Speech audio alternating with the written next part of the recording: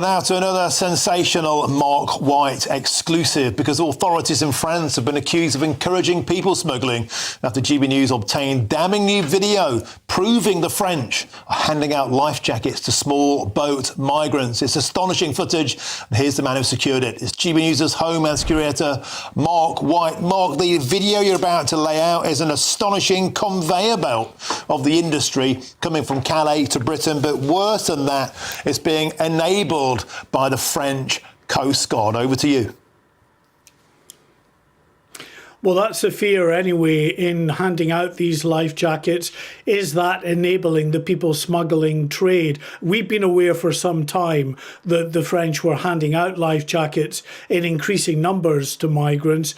It wasn't until a couple of weeks ago when we got hold of an audio recording of a radio transmission between a French maritime vessel and the UK authorities, where the French were asking for the life jackets back, that we were then absolutely sure this was happening. Now, take a look at this. We have proof positive.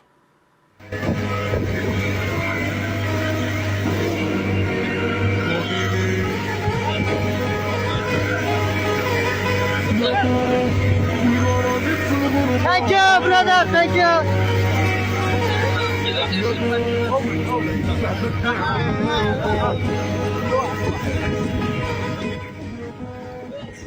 Now, that was just 10 days ago in the middle of the channel. What you see there is a French fast rescue craft going up to that migrant boat and throwing life jackets their way, and the migrants, of course, saying thank you very much. And we believe that that rescue craft is attached to the border vessel Riddens, the French patrol vessel Riddens.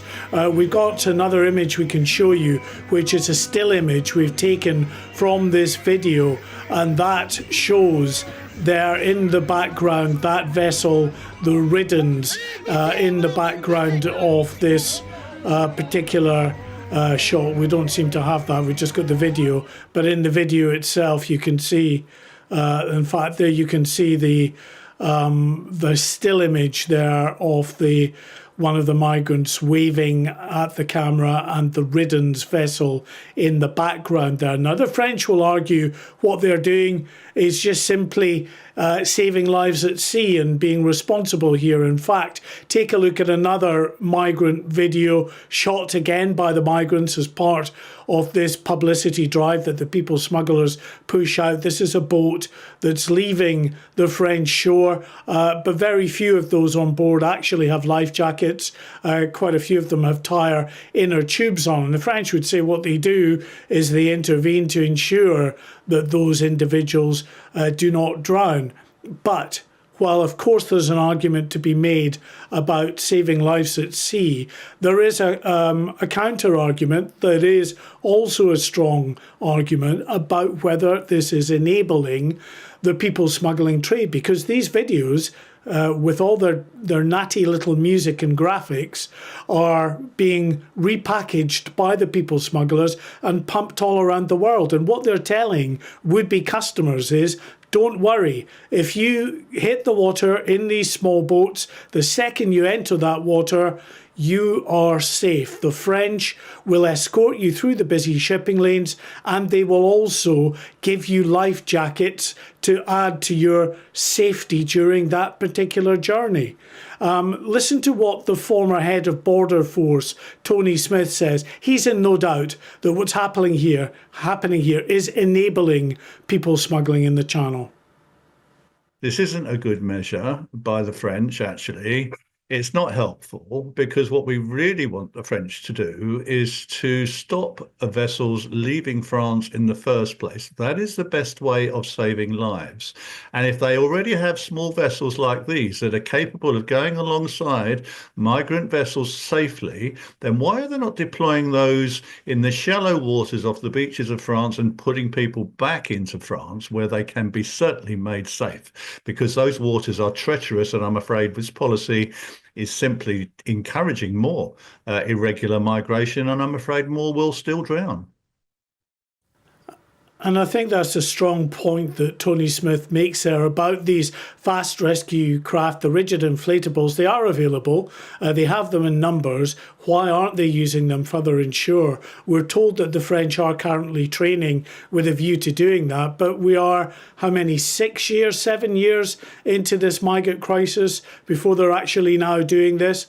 And there are big questions about whether this will be an effective tactic that they continue, because the other tactic of puncturing the boats did begin, but then they got such violent responses from the migrants that they do that now very rarely. We want to finally show you another couple of videos that highlight just what is happening on the other side of the channel. We've had a few days of poor weather in the channel, but the second things improve, these migrants will be back in numbers. Take a look at this rail station near Dunkirk.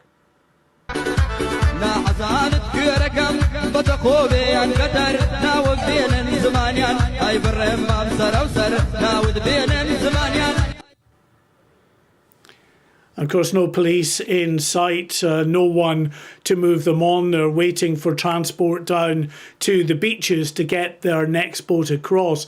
And of course, those that have already arrived down by the beaches, they're hiding in woodland round there, hiding from the drones and the spotter planes. Take a look at this. Her shönek man bujed vojteci. Kip man with the garino. Chish man bujed de dozino. Chi man bujed awaki.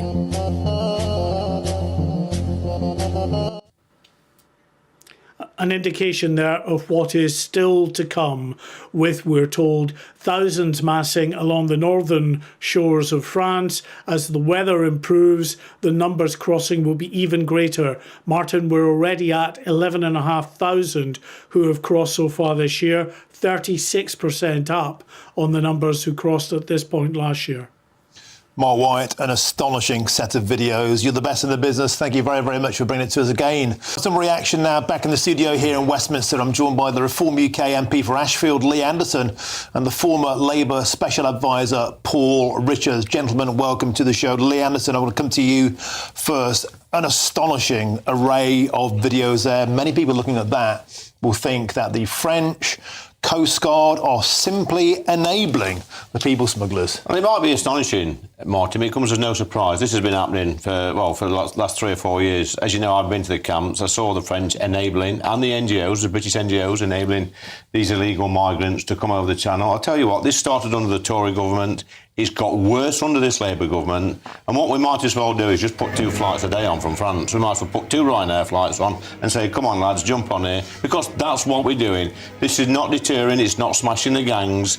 It's like, as Mark says, it's enabling people. It's encouraging them to make this perilous journey across the channel. And quite frankly, our government should be ashamed of themselves letting the French do this. So what do we do about it? What would you do? If you're in government now, Reform, you can talk to all you like. You're in power. Nigel Farage is the Prime Minister. What are you going to do about that? The first thing I would do, I would detain these people coming over the channel. They would be in a secure facility. I've been asking for this for 4 or 5 years now.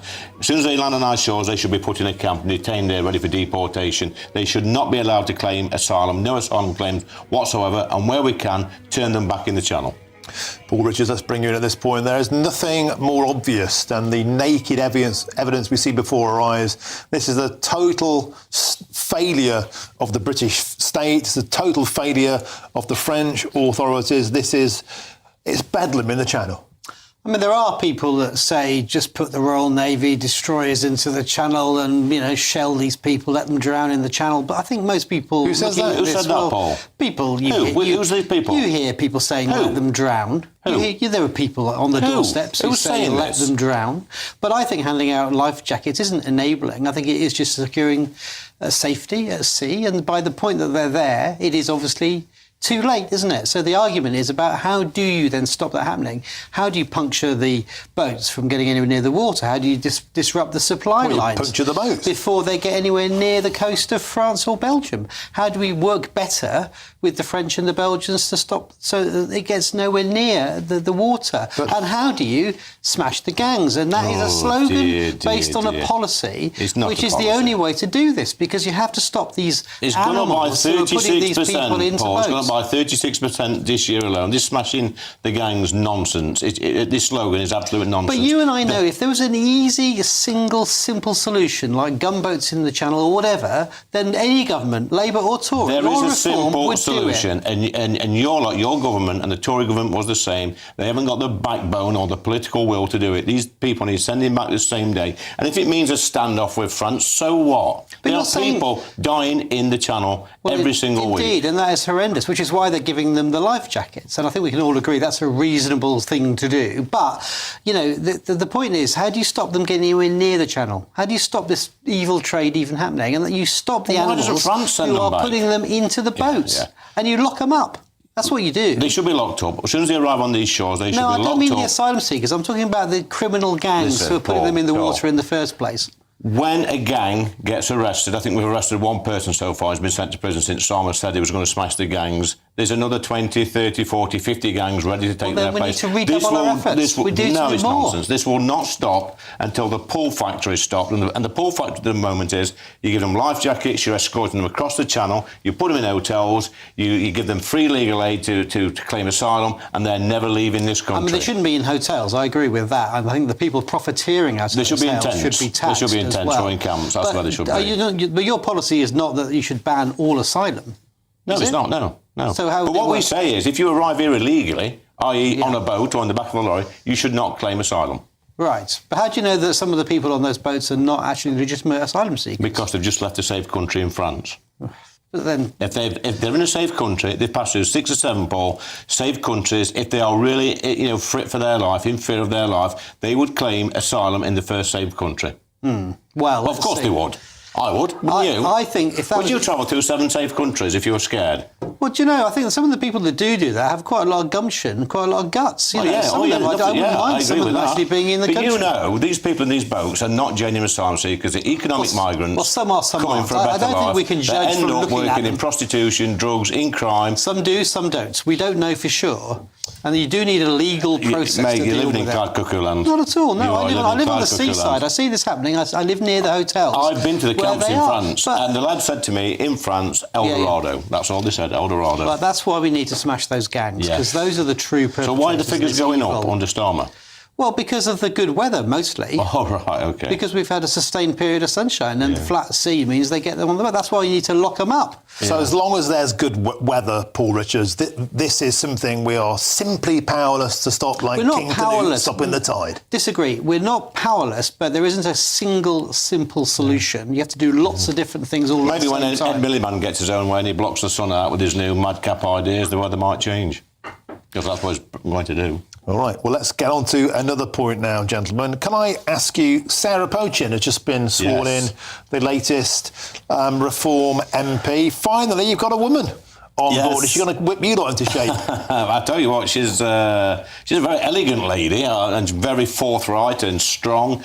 And you know what, this is just what we need at the moment, Martin. We had stunning results in the local elections last week. We took control of 10 councils. 677 new MPs, 2 mayorals, councillors, and a parliamentary seat. And a parliamentary seat, which is absolutely stunning. She's been great. Been with her earlier today when she swore in. And you know what? There's going to be more by-elections over this Parliament, and I'm telling you now, there's going to be more Reform MPs doing that walk. And Sarah Pochin joins me tonight in this studio at 7 p.m. for a first sit-down, first British media interview. Look forward to that. Paul Richards, the results last week, let's face it, they were difficult times for both the Labour Party and the Conservatives. And it seems the Labour Party are trying to adopt some of the colours of reform, on clamping down on visas, on illegal immigration, on foreign aid. Do you expect the right way to counter reform is for Sir Keir Starmer to put his Nigel Farage disguise kit on? I mean, I wish Sarah all the best as a new member of Parliament. It's always exciting when you see a new member sworn in like that. I mean, 10 votes the other way, of course, we'd be sitting here talking about the wheels coming off reform and Starmer, the great comeback king.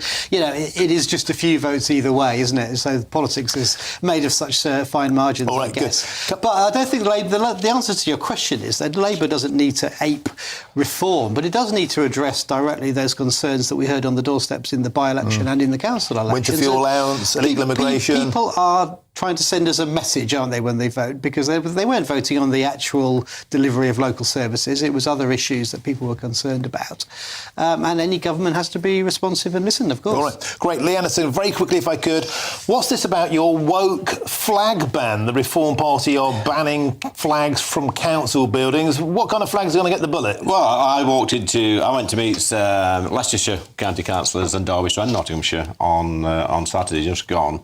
And one of the first things I said to them is throw your flags away. We're not having it. We don't want anybody wearing political lanyards, promoting whatever, and throw all these silly flags we've got flying everywhere. I'd like to see a Union flag there. I'd like to see a St George flag, you know, and possibly the county flag as well. That's a flag there outside your home city. Well, that will be pulled down straight away. It's absolute nonsense. It's dividing people. The trans progress flag. Your chairman said we're going to ban all flags. Yeah. And then we said, what about the county flags? And then they said, well, we don't mean the county flags. Yeah, we don't. Then we said, what about Armed Forces Day or the Red Duster on Royal Navy Day? What about those flags? And then they said, well, we're not sure. It's a typical politician saying one thing, then doing another. Absolute rubbish. This is the first reform U-turn. You know, we don't mind this Armed is the Forces first flag. U-turn. It's rubbish. Well, why did your chairman say no to rubbish. those things? If it's Armed Forces Day, there's nothing wrong with putting Armed Forces flag. He said what only we're going to do, Paul, these political Jack. statements we see with the rainbow flags, they're gone, and it's about time But the county flags?